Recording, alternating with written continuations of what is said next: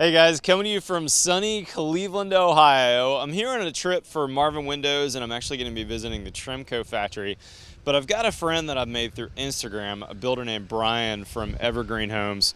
Brian's got this gorgeous modern farmhouse under construction here, and I've seen some photos of this on Instagram, and I thought it might be fun to go visit Brian, see what he's doing here in Cleveland and how different it is building in his cold climate than it is in Austin. Let's go see what Brian's got under construction back here. Sweet sign, look at that. Well done, Brian. Hey, Brian. What's up, buddy? How are you, man? Welcome to Cleveland. So good to meet you, brother. Yeah. Beautiful house. Thank you very much. So, Brian, tell me about your company. What's the name of your company again? Evergreen Homes, Ohio. Okay, and who's the architect on this project? The architect is the Arcus Group, Dave Maddox, Rick Banos. Beautiful house, man. I love this modern farmhouse style. Is this something that you've done before in this town? No, we haven't done any modern farmhouses similar to this. So this is the first time we're getting after a project like this, but we're excited. So Beautiful details, man. Is this all hardy that I'm seeing on the outside? Yep, all hardy, little metal roof, traditional asphalt shingles. So I bet hardy does real well in this climate. it does. Yeah, it's a very popular product. We got the pre-finished Arctic White, so yeah, great product. Oh, pre-finished too. So Wow. this way we don't have to go out after and tape windows off and spray everything after the fact. We're just putting it up and letting it go. And a couple times you have to wipe off a few dirty panels, but other than that, it's pre-finished. Everything's ready to go. Man, that's awesome. Let's go have a look at the inside. Sounds good. I'm noticing already you've got some Advantech flooring right here. And we've got subfloor, which means we've got a basement, I'm assuming, right? We do. Yep. Full basement, 8.5 foot tall. Dang, we do not have basements in my land very often. Yeah, you brought that Texas rain with you today. Yes, I did. Yeah, we're big proponents of using the Advantech. We've been using that for years now. Obviously, we just started using their glue, their foam glue that they've got now. We love that product. Saw your video on when you guys were bouncing on that, bouncing on the subfloor. It's amazing how much stronger that is. And speaking of Advantech, I'm noticing this gray back here. This is Zip R sheathing, isn't it? Yeah, yep. We're trying to use that as much as we can out here for thermal bridging. We used the 1-inch panels here, R6. Wow. So yeah, we also love that product because you're not sheathing the house and then putting on an exterior insulation. You're doing it all in that one step. It's a great product. We love using it. So. Man, that's awesome. And had you used Zip sheathing prior to moving to Zip R sheathing? No, actually we haven't. My first introduction to it was about a year ago, and I had known about Zip, but we went basically just from using traditional sheathing and some type of Tyvek or product like that right to Zip R sheathing. Yep. Man, that's impressive. Yeah. So if you're not familiar with this, check this out. What you're seeing on the inside here, this is the back side of the insulation, and this is 1-inch thick insulation. And then you can't see it now because the hardy plank's on. Brian's already sided the house. But behind that is the Zip sheathing that's been taped and sealed on the outside. So Brian's probably got a really airtight shell here. We do, yeah. That's what we're going for. We're just in this cold climate. We're trying to eliminate some of that heat loss through the wood framing as best we can. We use it. We put some foam in our headers, and so yeah, that's what we're trying to. Oh yeah, so that's what we're seeing there then, right? So that's Zip R sheathing on the header as well. So you've got 1-inch foam on the outside plus an extra inch there. So you've actually got an R12 header there. That's right. Yep. Oh, that's good work, man. I like that. And then the other thing we use is that with the Zip sheathing, we use their flashing tape around the whole window. But what we do on the sills is we use Prozico, their fast flash on the sill, wrap that up. And we just find that using that fluid applied, instead of trying to get one of those flex tapes that bends around those corners, fluid applied, that's the way to go. That's awesome. Can you see that at all right here or not? There's somewhere around here that you can see that. Yeah, if you get in there, you can see that. Okay, yeah, here you can see it right here. It's that pink right there. Yep. That's that Prozico fast flash. And I saw a Prozico bucket on your porch. What else are you using Prozico for here? So we have one of their fluid applied, I believe the product is spray wrap, and what we use that for is you can use that basically as a regular exterior wall. Yep. water resistive barrier, but we use that when we have one of our concrete foundations out of the ground a little bit. So in my backyard, it's up 4 foot. So we cover the cinder block in that just to give it a little protection there. So yeah, that's what we use it for. Yeah, and it looked like you had a dimple mat on top of your foundation as well as I walked by, right? Correct. Yep. Yeah, we use the dimple mat. Yep. So you've got that air gap, which is going to keep that water out. Another thing I noted, which is interesting, when I built houses in DC, we used a lot of traditional floor joists. You've got 2x12s here, and the only mechanicals really you have in here is a couple plumbing pipes and a couple recess cans, because you've got your full basement, right? So you're actually cut out for your ducts right here. And all your mechanicals are in the basement and blowing upflow into the space. Yeah, that's correct. And then for the second floor, we have a duct chase that runs up to the second floor. The ductwork actually goes up into the attic. And so we're basically dispersing from the attic down on the second floor, and on this first floor, we're coming from underneath. Man, so different than mechanicals and really different than framing in my area, too. For sure. One other thing I wanted to point out, too, I noticed you've got California corner, 3 stud corners. Yep. So you've got a stud here which ends this wall. He's got a stud way back there that ends this wall, and then he's got a block in here for the drywall. So now when the spray foam insulation comes in, it can go all the way back into the corner. It's a really important detail I think sometimes guys miss. So what we do is, because we don't have carpenters, we don't have any carpenters in-house. We sub it out. So we always provide them those materials ahead of time.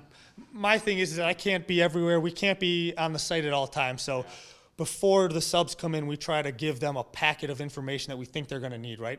They've installed the zip sheathing before. We still give them Huber's installation packets. We put it on site just to make sure, hey, just make sure you're following these guidelines, how to tape. So, yeah. And I also noticed you've got all integrity windows here, too. I've been a big integrity guy for a long time. How have you found those windows? Yeah, Marvin, their integrity line, it's a great sort of cost-effective option for windows. A lot of different exterior color choices, which is great. There used to be a couple brands would just have 3 or 4 exterior color choices. I mean, they probably have 25 different choices. So yeah, it's a great product for sure. Hey, one other thing I noticed that's totally different than construction in my area is this set of stairs, Brian. You've got what looks like a pre-done set of stairs that's been covered. Tell me what's going on here. Yeah, so we have we brought in we have some white oak treads, some poplar risers and stringers, and we bring those in early on a construction project like this, just protect them as best we can. And then this way we've got, access upstairs ahead of time, structural, so yeah. And that's got to be a really cost-effective way to do a really nicely detailed set of stairs compared to what I'm doing, where I'm doing everything with the rough carpentry, sub-treads, and then I've got to bring finish carpenter on site.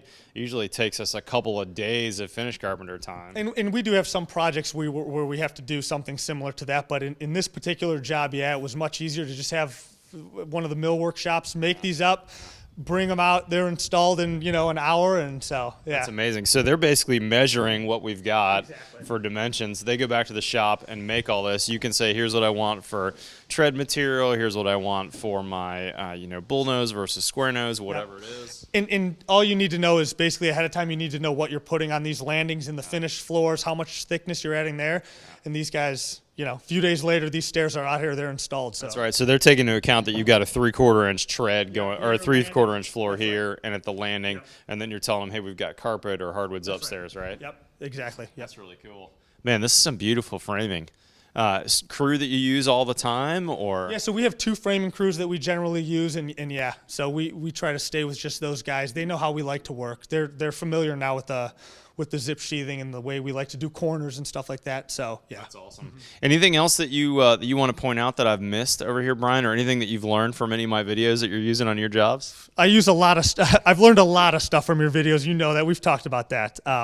We use some rock wool insulation. We like to use that we're spray foaming the exterior walls, but we like to use rock wool for some sound transmission in between interior walls and stuff like that. So I saw the video you did recently where you did that whole house in rock wool. So, but we're not doing that here. And you've got got some rock wool for interior walls. You've got some safe and sound bats, and it makes a really easy way to soundproof in between your walls. Yeah, exactly. Now, is this a market where you use typically 1/2 inch sheetrock or 5/8 sheetrock? So we have to use 5/8 on all the ceilings. Walls, it just sort of depends on what the architectural specs are, 1/2 inch or 5/8. We tend to use 5/8 though. Gotcha.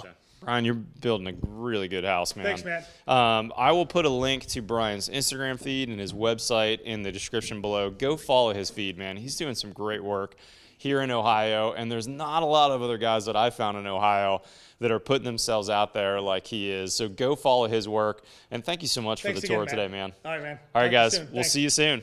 Hey guys, bonus footage here. I forgot to go downstairs. How could I not go in Brian's basement? Look at this. We do not have basements where I'm from. this, yeah. And this is what is almost a walkout basement because he's got 2 giant windows down here. Yeah.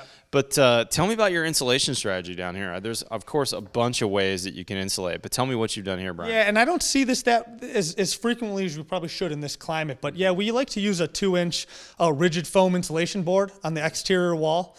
And then we put our 2x4 walls right up tight against that, and then there's no other insulation needed. Do you flat frame those 2x4 walls, or are you doing a standard stud wall? No, standard stud wall. Okay, Standard. that way you can get your electrical through there, Exactly. do whatever you need. That's why, You could even add more insulation on top of that if you wanted to. Yeah, you could for sure. And at that point, it would be okay to add bats to that if you wanted to, but not having that rigid foam, putting a wall with bats in this climate with the moisture, no, that's not a great idea. So, and to be honest, this is just a lot more cost effective than doing closed cell. So we could just build our 2x4 walls around here, closed cell foam, and that's obviously a great option. Seals everything up tight. It's triple the cost, Triple right? the cost. Yep, triple the cost. Now, how are you going to seal these rim joists, though? Because this is something that you've got to air seal, right? Well, that is one spot where we all closed cell foam every house. Doesn't matter the budget. Closed cell foam, all rim joists all the time. Yeah, because you've got your 2x10 or 2x12s that are sticking out, Yeah. and they're landing on not a concrete but a block foundation, right? Yeah, block foundation. Yep, CMU walls. Yep.